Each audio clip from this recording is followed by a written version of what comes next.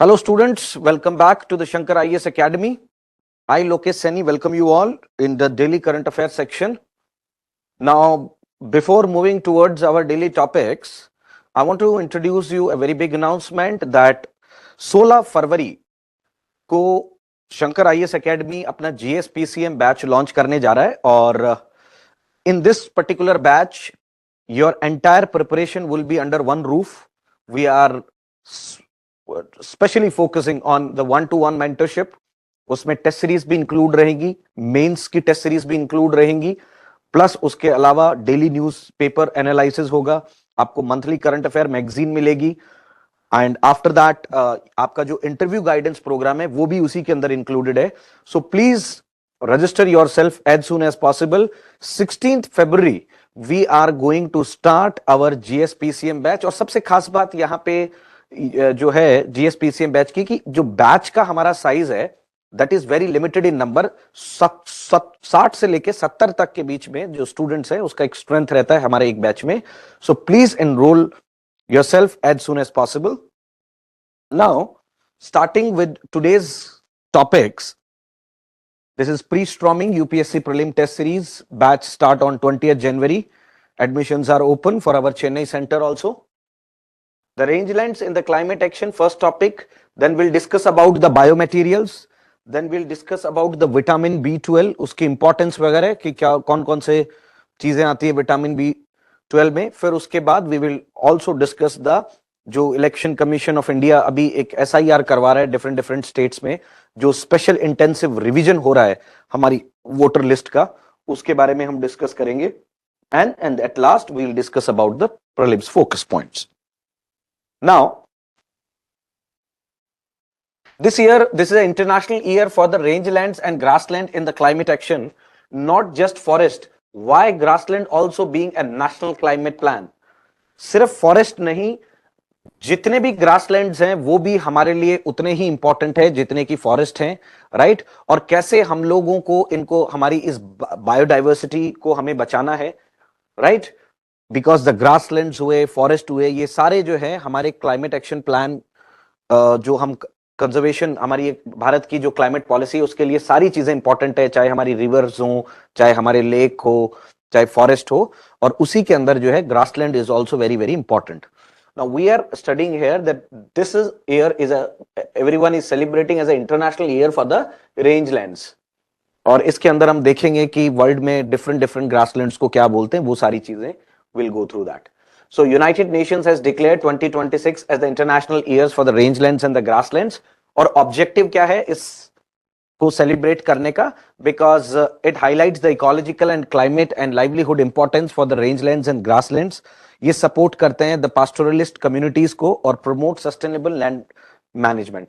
और ये बहुत तेजी से खत्म होते जा रहे हैं ग्रासलैंड्स. क्यों? क्योंकि सबसे बड़ा कारण तो ये है कि लोग जो है वो जो बढ़ती हुई पॉपुलेशन है, that is the most important reason. क्योंकि लोग जंगलों को काट काट के जो है अपने जो रेसिडेंशियल सेटलमेंट है वो बना रहे हैं, या माइनिंग हो रही है अलग अलग जगह पे, राइट? फॉरेस्ट क्लीनिंग हो रही है. So that is the most important reason. तो इसके लिए we need to at any cost we need to protect, conserve, right, all these our grasslands. ये दुनिया भर में अलग अलग ग्रासलैंड्स को क्या बोलते हैं, राइट? इधर नॉर्दर्न अमेरिकन कॉन्टिनेंट में इनको प्रेरीज बोलते हैं, राइट? साउदर्न अमेरिका में इनको कंपोस्ट बोलते हैं, राइट? इधर अर्जेंटीना की तरफ पेम्पास हो गया, अफ्रीका में सवाना बोलते हैं, साउथ अफ्रीका में वेल्ड हो गया, राइट? फिर इधर ईस्टर्न यूरोप में पुस्ताज, रशिया के अंदर they are called the steppes, फिर इधर मंगोलिया में मंचूरियन ग्रासलैंड्स, राइट? और उसके अलावा आपका ये ऑस्ट्रेलिया के अंदर ऑस्ट्रेलियन सवाना भी बोलते हैं, और नीचे जो साउदर्न ऑस्ट्रेलिया है उसके अंदर इनको डाउन्स भी बोलते हैं. ग्रासलैंड में किस किस टाइप की चीजें इंक्लूडेड हैं? Savannas, right? Prairies, steppes and rangelands. They are open ecosystem जिनको, they are non forest, they are not the part of forest, they are non forest, dominated by grasses, herbs and shrubs. Grassland में क्या क्या होता है? grasses, dominated by grasses, herbs and shrubs. अगर यहाँ पे trees डाल दें तो that would be wrong, right? Because grasslands में obviously क्या dominate होगा? grasses, herbs and shrubs. found extremely in Africa में, I've already told you, they are called savanna. South America में they are known as cerrado. Australia में the desert grassland, और India में semi-arid and arid regions. Now, why grassland matter for the climate objective? Why this is grasslands is very important, because they are very important source for the carbon sink, especially through the soil organic carbon. Scientific findings हुआ है science journal 2022 में कि some savanna store carbon comparably to or greater than the forest, especially underground. कि forest से भी ज्यादा important है कई बार ग्रासलैंड, क्योंकि वो कार्बन को कंपैरेटिवली, कुछ ग्रासलैंड्स कार्बन को कंपैरेटिवली फॉरेस्ट से भी ज्यादा स्टोर करते हैं, right. Grassland support hydrological regulation, ठीक है, मतलब पानी की जो वैल्यू है वो बनी रहती है जमीन में, ठीक है, वाटर लेवल बना रहता है, ठीक है, climate resilience, biodiversity adapted to fire and grazing, right. Now the present global climate governance by UNFCCC, United Nations Framework Convention on the Climate Change process, have historically focused on the forest. For example, COP30 जो है वो बेलिन Brazil में focused heavily on Amazon forest, और TFF पे TFF के ऊपर, जिसको Tropical Forest Forever Facility भी बोलते हैं, grassland and savannas not adequately reflected in UNFCCC's negotiation, nationally determined contributions NDCs में भी. Now कुछ ग्रासलैंड्स हैं जो ज्यादातर they are threatened ecosystem global due to, क्योंकि जो है कन्वर्जन टू एग्रीकल्चर लैंड में ग्रासलैंड्स को हटा के ये लोग जो people are converting into the agriculture land, फिर afforestation and plantations, invasive species का जो फॉर्मेशन है, या जो कुछ इनवेजिव स्पीसीज हैं वो भी ग्रासलैंड्स को जो है वो खराब कर देती हैं, ठीक है, जैसे बफल ग्रास, ठीक है, mining and fossil fuel extraction, fire suppression policies, climate induced droughts and flash floods, invasive species note, ये जो बफल ग्रास बर्न है, high intensity increasing wild fire severity, अगर ये इस तरह की जो आग, इस घास से जो आग लगती है, that can be very severe, right. आपने देखा होगा ऑस्ट्रेलिया के अंदर अभी रिसेंटली 1-1.5 साल पहले फॉरेस्ट फायर हुआ था, कितना ज्यादा भारी मात्रा में नुकसान हुआ था, राइट, कितने सारे जो एनिमल्स हैं उनकी भी ऑन द स्पॉट डेथ हो गई थी, और ऑस्ट्रेलिया वगैरह में तो फॉरेस्ट फायर होता ही रहता है। Grassland and social justice, grasslands are home to indigenous people also, the pastoralist, जिनकी पूरी जिंदगी, जो पूरा लाइवलीहुड है वो जो है वो फॉरेस्ट पे ही टिका होता है, बिकॉज उनके लिए what you call jal jangal jameen is the only source of livelihood, right. फिर कुछ ट्रेडिशनल कम्युनिटीज होती हैं इंडिया के अंदर भी, जिनको हम पीवीटीजी कहते हैं, primitive vulnerable tribal groups, they are totally dependent on the forest produces only. Issues included the land tenure insecurity, displacement, or policy bias towards the agribusiness. These are the issues, very important issues: land tenure insecurity, displacement. 70% of Brazil agriculture toxic waste dumped into the Cerrado. जो 70% agriculture waste है Brazil का, उसको ये जो grasslands है वहां के, जिनको सिराडो कहते हैं, वहां उसके अंदर डंप कर दिया गया है। नाउ ये कुछ यूएन के कन्वेंशंस हैं जो कि पर्टिकुलरली किस चीज के लिए फोकस्ड हैं, उसके बारे में हम डिस्कस करेंगे। जो United Nations Framework Convention on Climate Change है, ये फोकस करता है क्लाइमेट चेंज के ऊपर, and grassland status limited recognise करता है ये।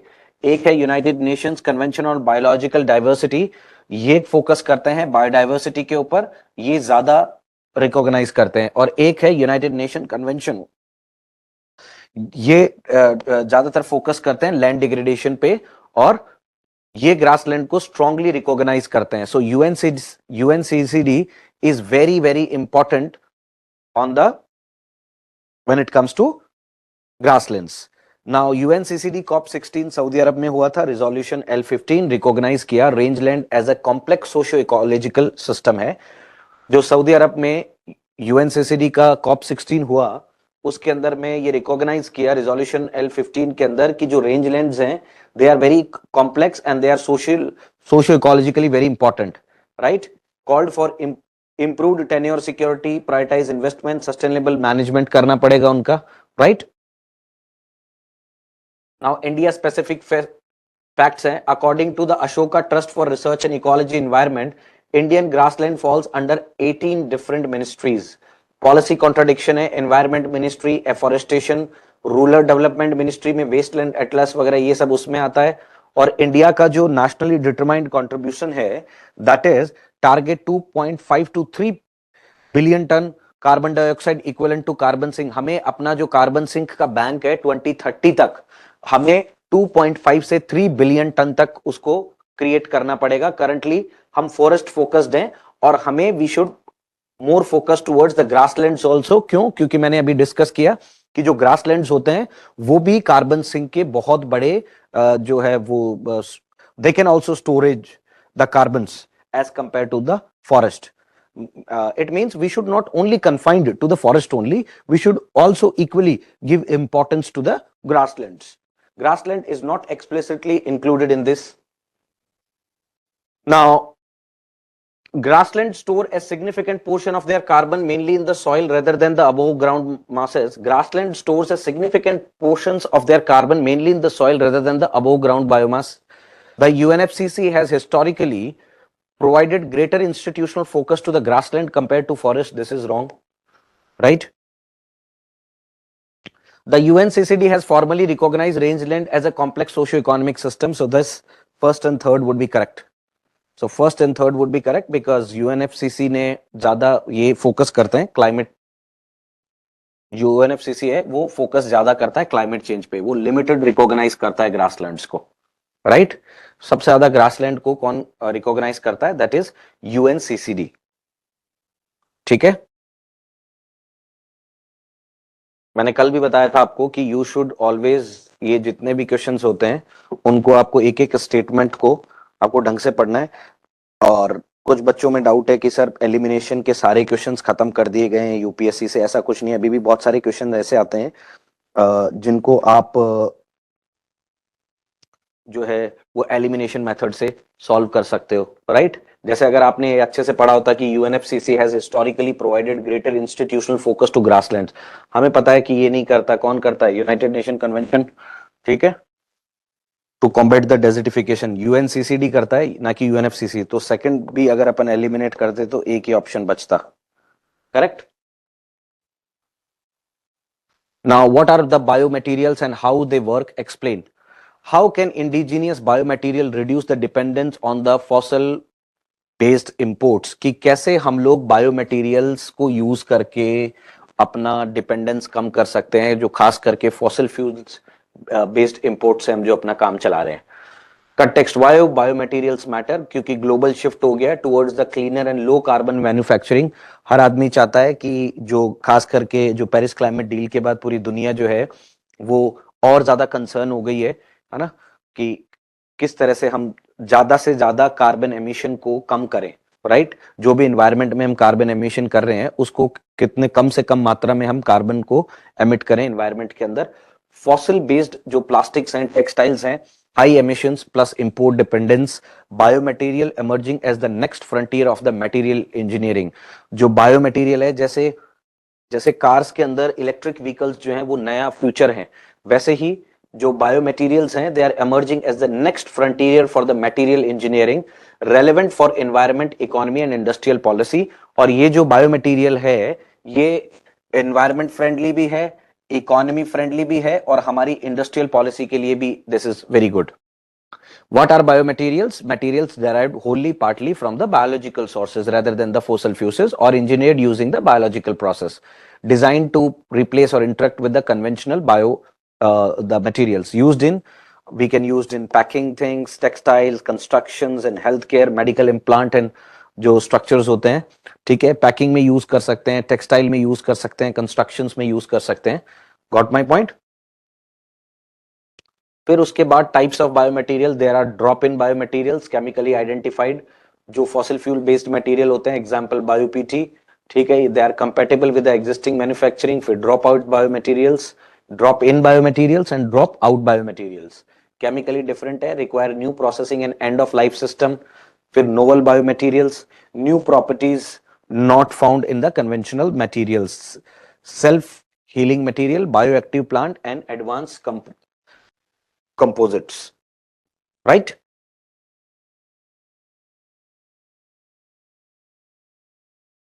And now, why does India need biomaterials? Because they are important. They are important from environment point of view. They are important from the economy point of view, and they are important for our industrial policy also. So that was the case. And besides this, because they reduce the dependence on the fossil-based imports, supports the climate action, circular economy, aligns with our ban on single-use plastic, export the competitiveness, ठीक है, create non-food income stream for farmers, and combine the environmental plus economic plus rural goals.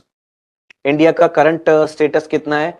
जो biomaterial sector है वो rapidly emerge हो रहा है. Bioplastic market है वो $500 मिलियन का हो गया है 2024 तक. Strong growth expected. Key developments जो बलरामपुर चीनी मिल्स है, large PLA plant in the UP, फिर फूल डॉट को है, temple flower waste to biomaterial, ठीक है, Praj industries demo bioplastic plants. Challenge dependence on foreign processing technology. हम अभी भी इस बायोमटेरियल के अंदर जो सबसे बड़ी प्रॉब्लम है, हम लोग जो है वो फॉरेन की जो प्रोसेसिंग टेक्नोलॉजी है उसके ऊपर डिपेंडेंट हैं. हमारे पास इस तरह की कोई टेक्नोलॉजी भी नहीं है. हम करना तो चाहते हैं but we don't have technology. की challenges for India: the feedstock competition with the food crops, risk water stress, soil degradation, weak waste management and compositing infrastructure, fragmented policy coordination, agriculture, environment, industry, risk of becoming import dependent if delayed.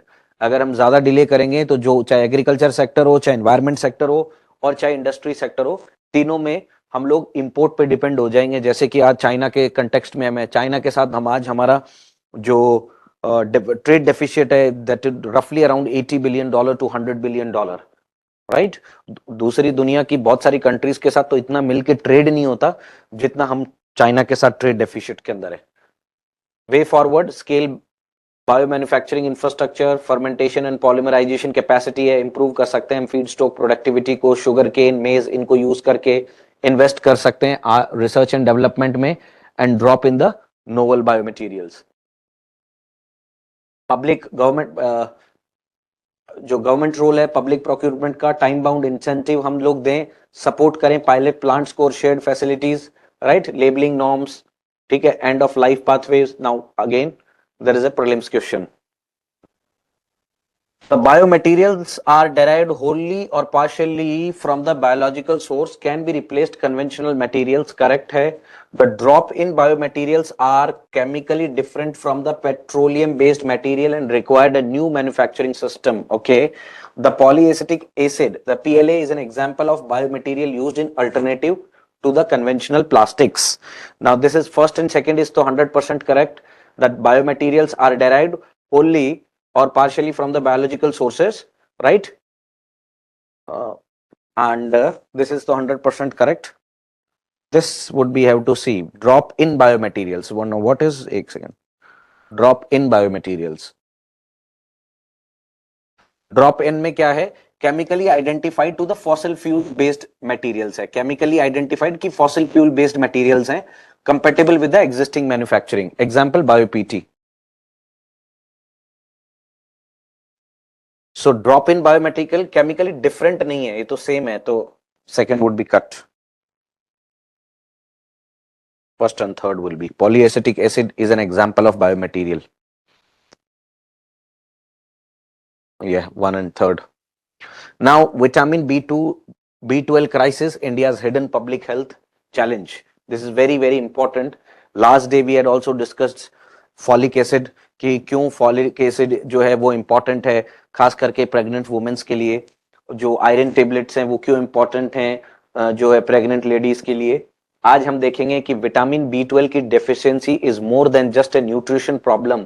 while vitamin B12 deficiency is a complexly attributed to the dietary gaps है, expert caution that the issue is more complex. ये बहुत ज्यादा बड़ा complex issue है with impaired जो है absorption also playing role. Early diagnosis is crucial to ensure no longer lasting health effects.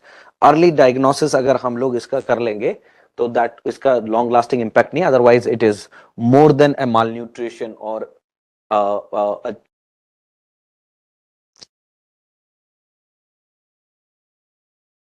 nutrition problem. Okay. So why B12 deficiency remains widespread and undiagnosed in India despite its critical role in neurological and physical health?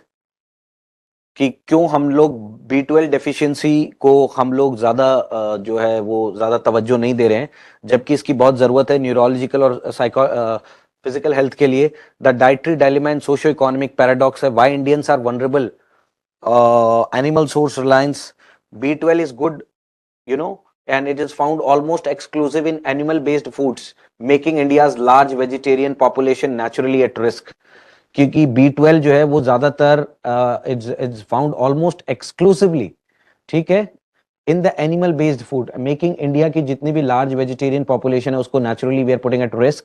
The cooking factor, traditional methods हैं जो prolong heating, जैसे अगर, क्योंकि हम लोग बहुत ज्यादा गर्म करके खाना खाते हैं, बहुत ज्यादा ओवर कुक करते हैं चीजों को, तो जो पोषण उसमें जो तत्व मिलना चाहिए, जो जो विटामिन या मिनरल जो मिलना चाहिए वो जल जाता है.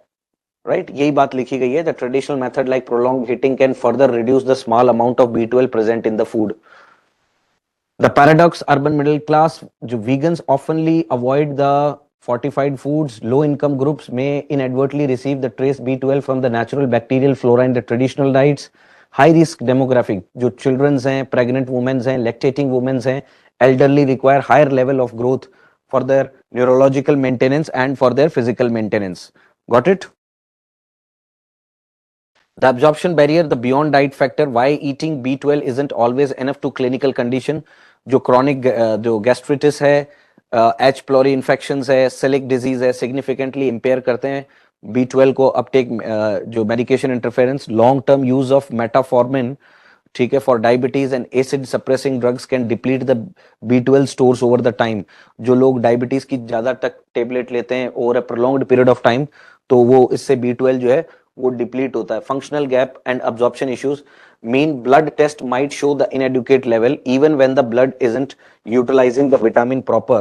Aging, reductions in the stomach acid is older adult naturally limits the absorption. Reduction हो गया इन स्टमक एसिड में, ओल्डर एडल्ट नेचुरली लिमिट करता है एब्जॉर्प्शन को. फिर silent symptom, misdiagnosis, sublet onset, early sign include the persistent fatigue, tingling, numbness, poor concentration, and mood changes. Overlap problem, symptoms are often misattributed to stress, aging, or thyroid disorder or depression. Clinical blind spot, जो neurological symptom है, can emerge even without the presence of anemia along the deficiency to progress the undetected. Right, so this is actually B12 is very very important for your neurological growth or for your physical growth. So basically B12 is very very important for your brain health. Right,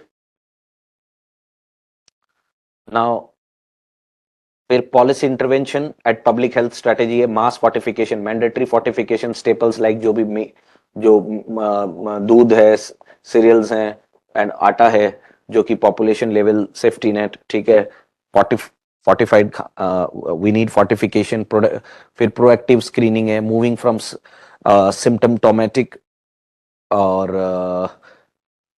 treatment to routine testing for high risk groups, pregnant women, elderly, vegetarians. integrated awareness करनी पड़ेगी हमें, supplement बनाना पड़ेगा, हम जो diet खा रहे हैं उसी के साथ. राइट, होलिस्टिक अप्रोच रखनी पड़ेगी हमें, a synchronise strategy of awareness, screening और medically guide supplement to prevent the irreversible neurological damage.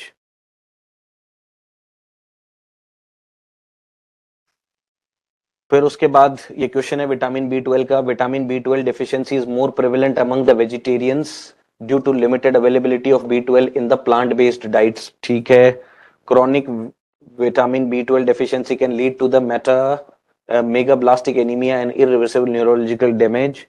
Fortification of staple foods with vitamin B12 एक strategy है recommend to address the large scale deficiency in India.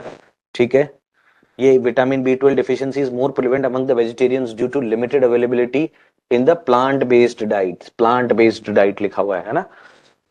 Vitamin B12 deficiency is adequately addressed under the national anemia मुक्त भारत. क्या ये तो anaemia मुक्त भारत से related तो हमने कोई चीज देखी नहीं यहाँ पे. So the correct answer would B 1, 2, 3 only. Right, that vitamin B12 deficiency is more prevalent among the vegetarians due to limited availability of B12 in the plant-based diets. ठीक है, और chronic vitamin B2 deficiency है वो जो है मेगालोबलास्टिक और anaemia और irreversible neurological damage कर सकती है हमारे साथ. और अगर हम फोर्टिफाइड करें स्टेपल फूड्स को, खास करके विटामिन B12 से, तो ये एक स्ट्रैटेजी हो सकती है जिससे हम लार्ज स्केल पे जो हमारे इंडिया के अंदर जो डेफिशिएंसी है उसको हम लोग एड्रेस कर सकते हैं। और एट लास्ट अभी तक तो हमारे पास कोई इस तरह की स्कीम नहीं है जिसके अंदर हम लोग जो है वो B12 को जो है प्रॉब्लम को हम एड्रेस कर रहे हो।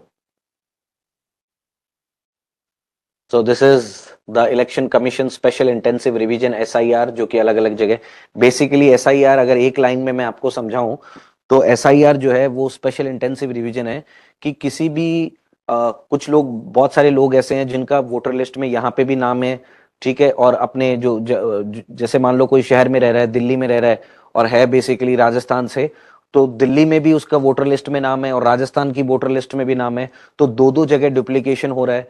बहुत सारे लोग हैं जिनका फर्जी भी नाम जो है गलत इलेक्टोरल रोल्स में नाम चढ़ा हुआ, तो इन सारी चीजों को ठीक करने के लिए जो है वो इलेक्शन कमीशन जो है वो स्पेशल इंटेंसिव रिवीजन चला रहा है। The Election Commission of India has told Supreme Court that it has constitutionally duty to ensure that only citizens, की भारत के सिटीजन ही सिर्फ इनरोल हों as a voters, no foreigner make it to the electoral roll, even a single foreigner can not be allowed to exist on the voter list. ठीक है, इसीलिए ये लोग जो है वो स्पेशल इंटेंसिव रिवीजन चला रहे हैं। ठीक है, election commission has informed supreme court कि ये उनकी कॉन्स्टिट्यूशनली ड्यूटी है कि सिर्फ इंडिया के लोग ही जो है वोटर लिस्ट में नाम हो जिनका, और एक भी फॉरेन का आदमी जो है उसका नाम नहीं हो, कोई भी जो इंडिया का आदमी नहीं है, इंडिया का सिटीजन नहीं है, इसके लिए ये लोग SIR चला रहे हैं। ठीक है, कॉन्स्टिट्यूशनल प्रोविजन है आर्टिकल 324 जो इलेक्शन कमीशन को पावर देता है विद सुपरिटेंडेंट्स और डायरेक्शन और कंट्रोल करते हैं भारत के इलेक्टोरल रोल्स को प्रिपेयर करने की जो पावर है वो इलेक्शन कमीशन ऑफ इंडिया के पास ही है अंडर आर्टिकल 324, और इन्हीं की जिम्मेदारी है that they conduct elections either of legislature at state level और आइदर लोकसभा राज्यसभा। ठीक है, Article 326 establish universal adult franchise that anyone who is more than 18 years of age is eligible to become voter in India. You can't discriminate someone on the basis of their caste, color, sex and gender, right? Guarantees the right to vote in every citizen subject to the law. अगर कुछ conditions हैं जो कि आपको, that is why right to vote is not a fundamental right to vote is a statutory right under representation of people act 1951। UPSC has already asked this question कि right to vote whether it is a constitutional right, whether it is a statutory right or whether it is a legal right. The answer would be right to vote is a statutory right. Key constitutional principle while preventing inclusion non-citizen is important. ठीक है, every eligible citizen is the ECI's responsibility कि भाई उसका नाम हो। फिर statutory basis of SIR है, ये रिप्रेजेंटेशन ऑफ पीपल एक्ट 1950 के थ्रू हो रहा है। सेक्शन 16 डिस्क्वालीफाइड करता है फॉर रजिस्ट्रेशन नॉन सिटीजनशिप को और अनसाउंडनेस माइंड को। Registration of electoral rule 1960 rule provided procedure, उसमें सब कुछ प्रोसीजर लिखा हुआ है। रिवीजन ऑफ इलेक्टोरल रूल होता रहेगा टाइम टू टाइम, लोगों के नए लोगों के नाम ऐड होंगे, जो मर गए हैं उनके नाम डिलीट हो जाएंगे, करेक्ट होंगे, क्योंकि बहुत सारे लोग ऐसे भी हैं, अभी न्यूज़पेपर में आया था कि यूपी के अंदर जो है बहुत सारे लोगों की डेथ हो चुकी है, उन लोगों का नाम हटाया, राइट, ऐसे बहुत सारे लोग थे। सो स्पेशल इंटेंसिव रिवीजन एक एडमिनिस्ट्रेटिव एक्सरसाइज है, not explicitly named in the constitution, constitution में कहीं नहीं है, बेसिकली इट्स अ एडमिनिस्ट्रेटिव और exercise conducted under ECI power to ensure the accuracy of the poll. ये इलेक्शन कमीशन की responsibility है कि फ्री एंड फेयर इलेक्शन कराए, ट्रांसपेरेंसी हो। इलेक्शन कमीशन की there is an accountability and responsible to conduct free and fair elections in this country, used periodically in the past also. ठीक है, post delimitation और migration, ये कुछ indicative non एग्जिस्टिव documents हैं जो कि आपको चाहिए। बर्थ सर्टिफिकेट, पासपोर्ट, ये उसकी लिस्ट है कि जो जो चीजें चाहिए SIR के टाइम पे, ये सारी उसकी चीज, ये उसमें सारी चीजें हैं। ठीक है, family register, any land house allotment certification by government, ये कुछ सारी चीजें हैं जो SIR के अंदर चाहिए। और ये SIR का फॉर्म है एनेक्चर 3 2026। ठीक है, इसमें इधर आधार नंबर, मोबाइल नंबर, पापा का नाम, फिर आपका जो इलेक्शन वोटर ID कार्ड है उसका, मम्मी का नाम, उनका वोटर ID कार्ड नाम, अगर माँ बाप की वोटर ID लिस्ट में आपके साथ जुड़े हुए हो तो ऑटोमेटिकली आपका बन जाएगा, right. Details of the इलेक्टर in of the last SIR में आपका नाम क्या था, नंबर क्या था, relatives name, relationship, district, state. ठीक है, this is the SIR form. ठीक है। Name and contact number of BLO pre printed रहता है इसके ऊपर, बीएलओ का जो बूथ लेवल ऑफिसर्स होते हैं, और ज्यादातर इंडिया के अंदर बीएलओ मतलब इलेक्शन की जिम्मेदारी जो ये बीएलओ की होती है, और ये ज्यादातर सरकारी स्कूल के टीचर्स होते हैं, गवर्नमेंट स्कूल के टीचर्स होते हैं। ये फॉर्म 6 है, application form for new voters जितने भी हैं उनका एप्लीकेशन फॉर्म है ये।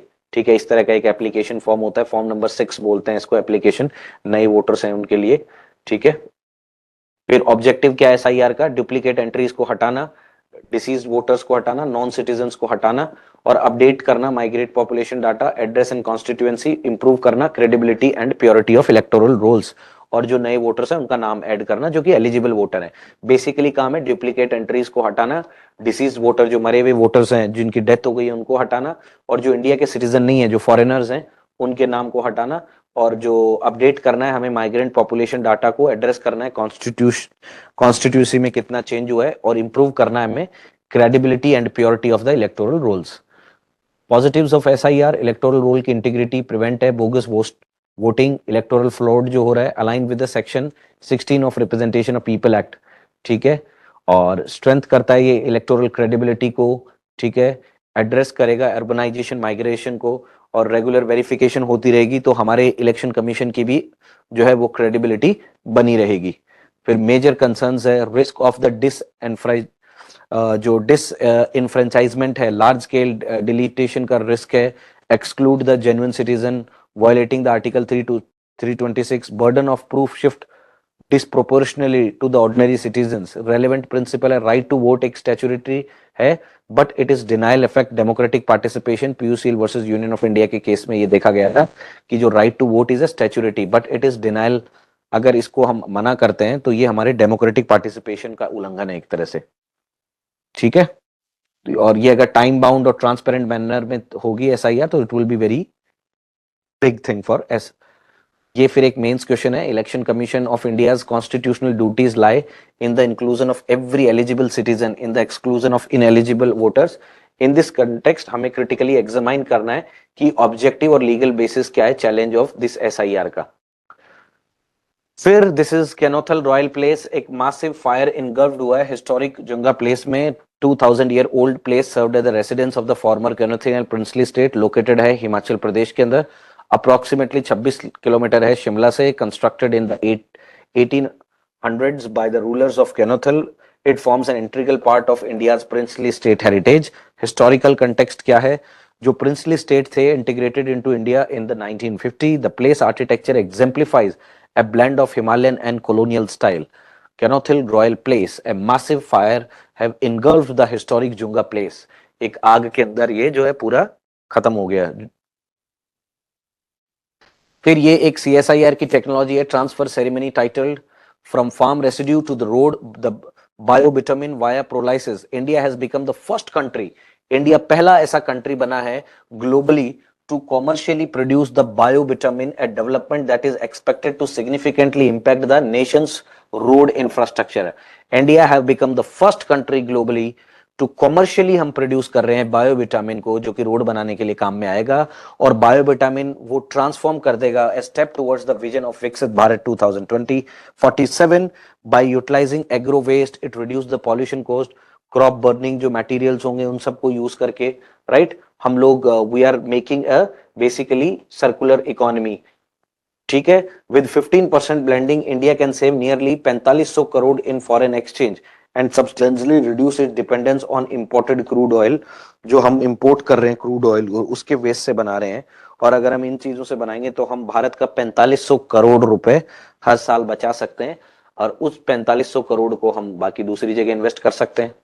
ठीक है, फिर बुक एंड ऑडियो फॉर्मेट, आवाज के जुगनू एक पब्लिकेशन ट्रेस है, journey of 31 individual associated with all India radio FM channels, the voice over industry, broadcasting tradition with stage poetry. ये लॉन्च हुआ था Indira Gandhi national centre of arts से, ठीक है, जो मिनिस्ट्री ऑफ कल्चर के अंडर में आता है। इसका ऑब्जेक्टिव क्या है? हमें डॉक्यूमेंट और preserve some of India's most celebrated voice through the recorded interviews और authentic publications.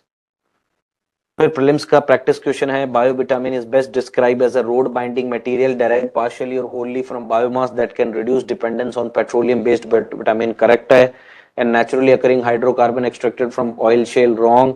A synthetic polymer used exclusively for waterproofing buildings, wrong. A byproduct of coal gasification used in highway construction, ठीक है, ये भी bio product coal gasification highway construction में तो काम में आता है, ठीक है, no issue. But a road binding material, then the answer would be a road binding material. That's a material derived partially or wholly from the biomass that reduce the dependence on the petroleum based bitumen.